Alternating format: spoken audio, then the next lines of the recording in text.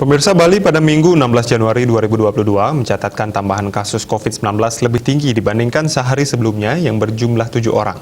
Jumlahnya kembali lagi ke 2 digit. Kabar buruknya, per 16 Januari 2022 tidak ada pasien COVID-19 sembuh yang dilaporkan Bali. Sementara itu, korban jiwa juga tercatat nihil tambahan. Menurut data Satgas Penanganan COVID-19 Bali, jumlah kasus baru yang dilaporkan sebanyak 14 orang. Kumulatif kasus yang ditangani Bali mencapai 114.500 orang. Tambahan kasus dilaporkan 3 kabupaten kota, terbanyak dilaporkan Gianyar dengan jumlah 9 orang, yang disusul Badung 4 orang, dan Denpasar 1 orang. 6 kabupaten mencatatkan nihil kasus, yakni Tabanan, Jembrana, Bangli, Klungkung, Karangasem, dan Buleleng.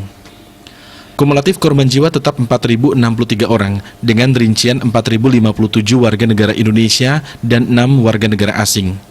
Total pasien sembuh masih tetap mencapai 110.324 orang.